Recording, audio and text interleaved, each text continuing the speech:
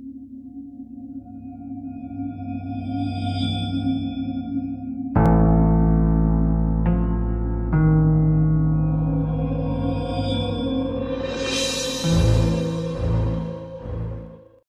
back to the Imaginary Gallery. It is TJ. Good evening.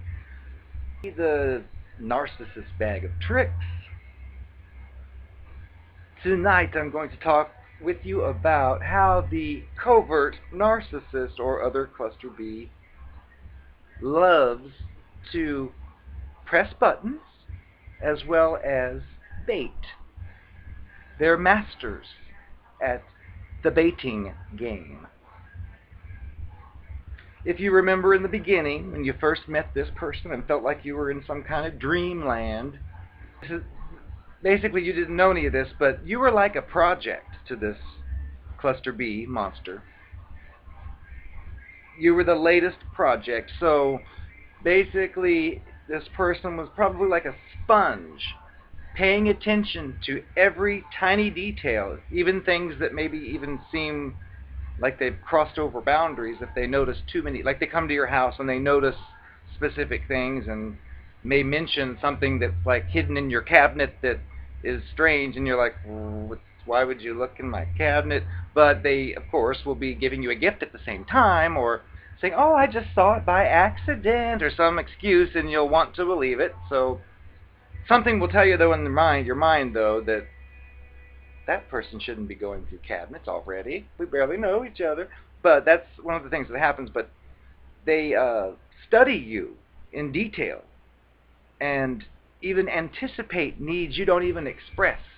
Like if you have a bathroom that you don't use and it's dirty, this person may show up. Oh, I have a surprise for you. I'm going to clean your bathroom. And they'll clean your bathroom out for you to make it all clean. And you'll think, wow, that's nice.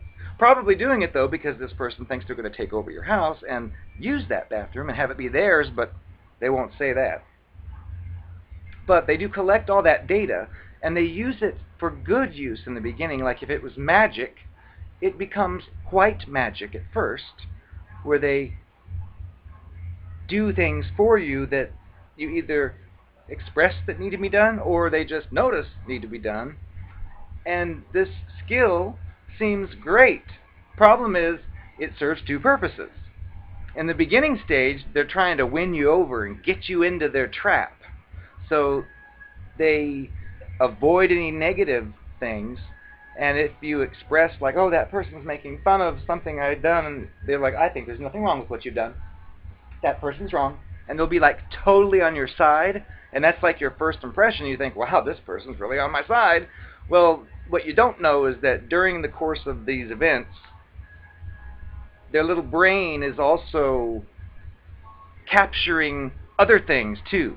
Like when you have conversation, if you by chance feel so comfortable with this person and you watch a movie where some person does some horrible thing to another person, you might be tempted to say, oh, someone did that to me once. It was terrible. This person did this to me. Oh, it was, and when you tell all this, of course, in the beginning stages, the idealization, they'll be saying, oh, that's a terrible thing. How could anyone do that to you? But what you don't know is they're collecting that data in their brain for later use, because these people are not real people. Each person they work on is a separate project, and once the project's through, they just scrap the whole thing, unless they need it for some other supply later. But they know the end will be coming, and that's another reason why they're so quick to push things forward right away. Like, let's move in. We met yesterday. Let's move in together now. And they want to get in there quickly. But when finally you find out way too much about them and it's like deal breaker time, like, you know what, this is not what I signed up for, I'm through with this, well, that is the point where all of a sudden those things you expressed that bothered you, especially if you told any heartfelt stories about how horrifying it was when so-and-so did such and such, they're making notes of that, and they're probably devising a scheme to recreate that as closely as possible for a later time, which ties into the baiting as well, because, like, for example, if you said that this is phony, but your ex was so horrible, one day you came home and found that he'd written profanity all over your bedroom wall in a pink marker. And it was so terrible, I had to pay to get the walls redone. And blah, blah, blah. Well, if you say all that, well, later on, for example, you may come home and find profanity written all over the walls in the bathroom in black marker. And this is kind of a baiting situation because, face it, it's the same behavior. Bad words written on the wall. So you're being baited at this time, and when you throw your fit and say, "Why would you write on my bathroom wall? That's just like my ex did. How could you do that?" And of course this person knows it's just like what your ex did. That's why it was done. However, they're wearing their mask, and they will be likely to avoid the very logical fact that you just pointed out, that you basically trusted them with your information and told them how horrified you were when this thing happened, and now the person's doing the very same thing. Well, instead of being a regular, normal, non-abusive, non-manipulative person who would say, "Oh, that is just like what your ex did. Oh, I shouldn't have," it'll be, "Don't you compare me to your ex." And nothing at all about how it's similar. And I'd be tempted to be like, "Oh, so it's not like my ex because he wrote in pink and you wrote in black? Oh, okay." Profanity on the wall is profanity on the wall. But that's just a quick example. But they use these techniques at the discard phase, or when it's getting towards the discard phase.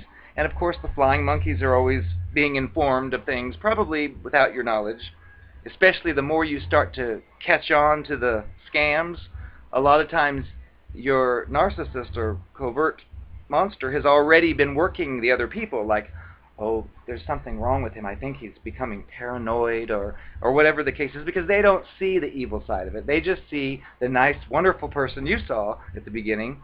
And so when you're experiencing these horrifying things that, remember, it's covert, so it's not like the person comes over and slaps you in the face 5 times. It's instead the person does a terrible thing that you uncover slowly and then realize all the pieces involved of how could this person have done this and known they'd done it and acted this way, and it just becomes horrifying, especially if they've collected the data on your information as far as what really gets to you, the button pressing. So what will likely happen is this person's a master. Remember at the beginning, a master at helping you? Well, now it's a master at doing all kinds of things that it knows will really get your goat. So what typically happens at the end is this monster knows how to press your buttons. It knows what really gets to you, and it sets it all up. So eventually you find this out and you find that out, and the person knows you're going to crack because you've basically given them, without knowing it, the tools to use against you to destroy you or to harm you, which is a sick thing to think that this person who is so loving would actually be capable, but that's what these monsters will do. But what ends up happening is, like, let's say something really, really bothers you when the person does it. Well, what's likely to happen is you will blow your top because you'll have a whole avalanche of emotion of, first of all, thinking, how could this person do this, knowing that I already expressed how horrifying this was and the person was liking me so much, and then how could it do this thing too when it knows how I feel? And so you will like explode, and you might scream, or you might call a name, or you might do something that's not typical of your normal behavior, but because that person crossed that line and pressed that button, it really gets to you. And if you've invested a lot of time with this person, it's going to be even worse, so you'll feel like you've been made fool of, and so you'll lash out in some way. Well, you're basically taking their bait, and then they can run to the flying monkeys and your friends and tell them how horrible you are and how last night you screamed and called them a name and did all this awful stuff, but of course they'll leave out the rest. And even if they ask, well, why would he scream like that? I don't know, he flipped out. There won't be a real answer. So this person is setting it all up so you look like the goofy one. You look like the one with the problem. And of course they wear their normal mask with the others, like, I don't know why he's been so mean to me lately. But he or she knows exactly why, but it's all part of the act. And with their baiting as well, a lot of times they'll let's say, do a specific behavior repeatedly, but then if you're talking with them sometime, they'll claim, oh, I never do things like this. And it just so happens they've done it like 20 times. You're being baited because if you're a person like I am, logical and use reasoning, those tools do not work on these types of people. In fact, they fuel the fire for them and give them supply, because they'll do a bunch of contradictory things and then say something that is contradictory to what they've done. And when you think, wait a second, and you like go after it, like, you said that you didn't do this, but well, they know it drives you crazy. And of course they're not going to laugh usually or smile. They will be internally, but they love to watch you squirm and suffer and struggle with, wait a second though, you had said this and you had said that. And that is exactly what they're wanting. You're taking the bait. And then they'll just pretend like, oh, I don't know why you're acting that way. That's not true. And they use their fictitious reality to justify when you point out like specifics, like you specifically said this, but then you've done this. Come on, and they'll have some foolish little flippant excuse or excuse it away, and you'll just feel even worse. Like, what? You feel like you have to show that, like, no, listen, you had said, and like you go on, and that's what they're like. I don't want to hear about this. All you're doing is arguing. Why do you want to insult me? Da, da, da. And you're not insulting. You're reacting to contradictory information, trying to make sense of it. But I used to do this with a few of them. I used to sit them down and think, okay, there's got to be just a misunderstanding here, because we've already established this is the way we feel about this, and then the opposites happen but shouldn't. So I would just think, I just need to pick the right words, and we'll get through this, and then we can relax and be happy. No, it does not happen. Even if you have like a huge file of like all kinds of evidence, like to make your case, these people will simply tell you that you're wrong, but they won't give you any kind of counter, which I mentioned in another video about they cannot or will not debate. Like two adults, if they have two opposing sides, usually they'll both talk it out each way. With these people, when they tell you a false story, for example, and you know it's false, and you say, that story's false, and here's why, you'll prove your case times 10, and they'll just say, oh, that's all wrong. But they won't have anything to back up that it's all wrong. It's just, it's all wrong. But they love to bait. They love to press those buttons, and especially if you're like in public, and it knows just the right thing to say to set you off, it'll do it. And then tell the friends, look, see how crazy he is? Did you see that? He just yelled at me. And they love it. It just gives them that supply. So I've learned not to play that game with them. It just doesn't work, because they know the game. They know that they're lying. They know that they're fictitious. They know that you know what you're talking about. However, they love to pretend as if you're wrong, especially like if you told about previous situations with other people and how horrifying it was when you found out they did this and did that. Well, they're doing the very same type of thing, and they know that it really gets to you. So they're doing it on purpose, and you're just taking their bait and going right through it. So the advice would be to just keep this stuff in mind, maybe make a journal, fill it out, and write it down, just look at it. But I've learned it doesn't do any good to sit them down and say, look, I've got a lot of contradictions to cover with you, because they'll be excused away, they'll be pushed away like you're wrong and you misunderstood, you didn't listen right, and all that, and it's not worth it. But you have to remember, again, though, this person is not a real person. It's a hollow, empty shell that is basically a parasite/predator that just seeks people who have done nothing to them and then sets them up and takes over, and then just basically tries to destroy them over a period of time. And it gives them some kind of thrill. Get them out of your life. One thing I noticed is I've decided recently, I think I may be somewhat of an intuitive, whatever that is, but meaning I can pick up the vibrations, and it's probably a skill I've developed over time after dealing with so many of these types of people. But I've had situations with a few of them where even if it's not anything important, we'd be having a topic or discussion, and it's just, I would hear whatever words were being said, and I would just know that that story's not true. I just knew it wasn't. I don't know how I knew it. I could just feel it or sense it. And I learned, of course, it doesn't do any good to point out that story isn't true because they're playing their game. So, of course the story's not true, but you're not going to be told that. And that's like a way to trap you as well and to get you into, to bait you into thinking and worrying and being concerned, because what happens usually, especially like in the idealization part where they're being all sweet and nice, well, the more time you spend with such a cluster B, the more little things you pick up on, the more little contradictions you see that they start to build up. And what I've noticed, because I'm the number one enemy of the narcissist or the cluster B, because I'm someone who follows up, who checks things out, who listens to things and sees if they make any sense. And especially when I get that feeling of that person's not telling the truth, I'll like look into it. Like, I don't think that's true. Let me look into this. And they don't like that. That really bothers them. They want someone who will just take what they say and believe it, and that's it.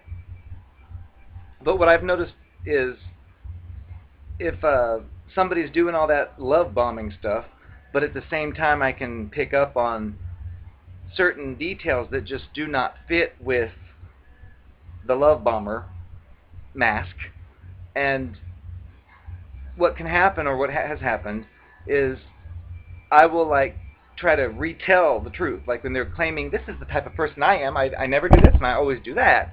Well, I'd be one to think, wait a second. First off, there's no need to say that you're that kind of person, because, and you could list a whole list of things that if you saw it on a piece of paper and you gave it to a person to read and said, okay, what kind of person is this? They'd be able to pretty much sum it up. But these people will not dare sum it up about themselves. Now, if it's somebody else, sure, but not themselves.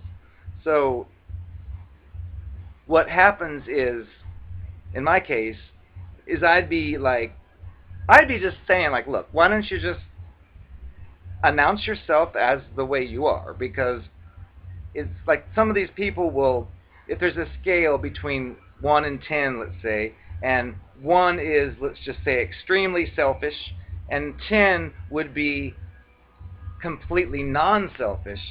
Well, let's say the behaviors you witness on this person would be closer to the completely selfish part, but they'll insist, oh, I'm never selfish, I'm always the complete, they'll try to pretend to be the complete opposite. Like extremes, not a little bit. Like if you're selfish a little bit, well, you'd be, if 1 is the most selfish, well, you could say, well, you're about a 3 instead of a 1, but they would be like, oh no, I'm a 10, I'm never selfish. Like, so unrealistic. But what can happen is you'll be constantly trying to get them to come to terms with reality and say, come on now, why didn't you just tell me how you really are, how you really feel, because you can make your list of all the different things you're using to come to this conclusion. And what they can do is use this to devalue you. So despite 20 extremely selfish things you've witnessed, the person will insist they're not selfish ever at all, and then they turn it into, you have a problem. You need to stop trying to analyze them. You need to stop trying to tell them what kind of person they really are. And it's like, if you think about it, they've set this whole thing up like that on purpose, to pretend to be oblivious to whatever you're saying, yet they know, and yet here you are like struggling with, wait, I'm going to prove my point, like as if you say the right thing, it'll get them to say, oh, I guess you're right. It doesn't happen. And that is the whole point of their game, is to keep you in that state of like trying to prove your point, and you've probably proved it over 100 times, but they keep their fake mask on and just act like you're wrong. It only gets worse. But I'm so proud to know now that so many celebrities that I thought were deceased are actually alive and well. And perverted as hell. And I love it. I am the new narcopath. I'm even better than the other one. I'm transhuman. I'm transgendered. And I'm a lesbian, a man, and a woman.